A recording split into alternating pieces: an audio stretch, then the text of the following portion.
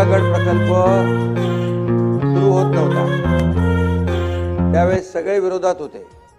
पालकमंत्री म्हणून मी स्वतः आग्रही होतो, तुम्ही अध्यक्ष होतात, आपली चर्चा झाली, सुरजागड प्रकल्प सुरू झाला।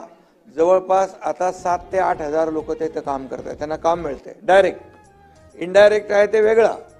आणि त्याच काय कुठले लॉयड स्टील का कंपनी आहे, त्यांनी 22,000 कोटीची इन्व्हेस्टमेंट करून आता स्टील प्लांट उभा करतोय तो। आणि त्याचबरोबर टाटा टेक्नॉलॉजीचं मी काय म्हणालो, तो सुरजागड प्रकल्प मायनिंगसाठी नाही आलाय, तो टाटा टेक्नॉलॉजी आणि आपलं सरकार मिळून तिथं एक स्टार्टअप सुरू केलं, त्यांनी स्किल डेव्हलपमेंट सेंटर सुरू केलं। आणि त्या ठिकाणी दर वर्षाला त्यांचं टार्गेट आहे 5,000 तरुणांना ट्रेंड करायचं। ते मोठं ट्रेनिंग सेंटर केलं त्यांनी, ट्रेंड करायचं आणि त्यांना प्लेसमेंट द्यायची। आणि हे मोठी अचीवमेंट आहे तिथं त्या भागातल्या तरुणांसाठी। त्यामुळे टाटा बिर्ला लुटायला आले।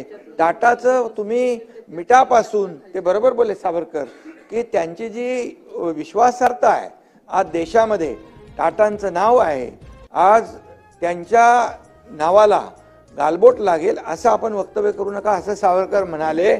आणि तुम्हाला मी सांगतो, तुम्ही माहिती घ्या ना, टाटा टेक्नॉलॉजीच्या बाबतीत माहिती घ्या, त्या सेंटरच्या बद्दल माहिती घ्या, त्या ठिकाणी काय पद्धतीने ती टाटा कंपनी काम करते आहे। त्यांनी स्वतःचे पैसे टाकले, आपणही थोडा शेअर त्याच्यामध्ये टाकला, पण त्यांची जास्त इन्व्हेस्टमेंट आहे, आपली कमी आहे।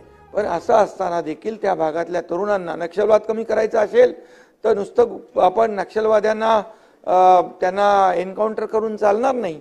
तर त्या भागामध्ये मेडिकल आहे, शिक्षण आहे, रस्ते आहेत, पाणी आहे, दिवाबत्ती आहे, तिथलं डेव्हलपमेंट देखील करण्याची आवश्यकता आहे। मेडिकल कॉलेज आपण दिलं, तिथला पोलिसांचा मॉरल सपोर्ट आपण दिला।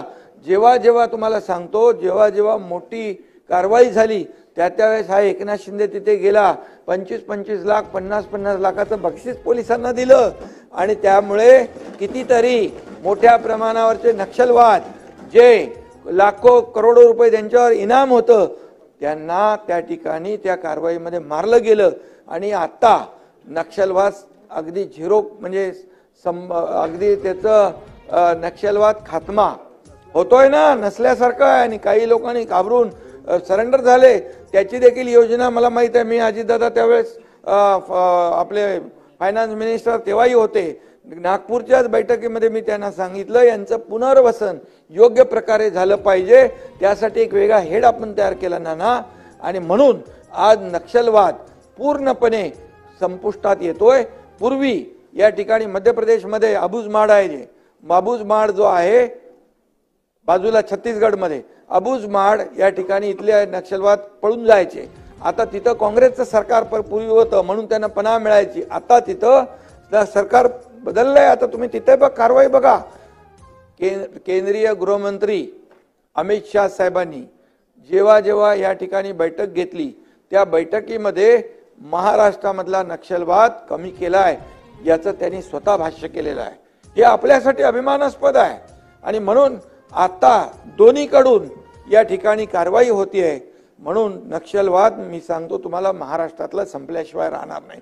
फक्त या ठिकाणी नक्षलवाद संपवण्यासाठी पोलिसी वापर करून चालणार नाही, तर त्या ठिकाणी त्यांच्या हाताला काम दिलं पाहिजे, डेव्हलपमेंट दिलं, विकास केला पाहिजे। आणि तो आपण केलाय। आणि तुम्ही 2 वर्षात एवढं सगळं आपण करू शकत नाही, पण 2-2.5 वर्षामध्ये जे काम केलेलं आहे नाना, त्यामुळेच 232 जागा आमच्या आलेल्या आहेत आणि जनता आमच्या पाठीशी उभी राहिलेली आहे। हे लक्षात घ्या। तुम्ही सत्य जे आहे, सत्य स्वीकारा, सत्य स्वीकारा। अध्यक्ष महाराज, टाटाचा मी उल्लेख असा केला अध्यक्ष महाराज, की टाटाच्या नावाने अनेक काम आपल्या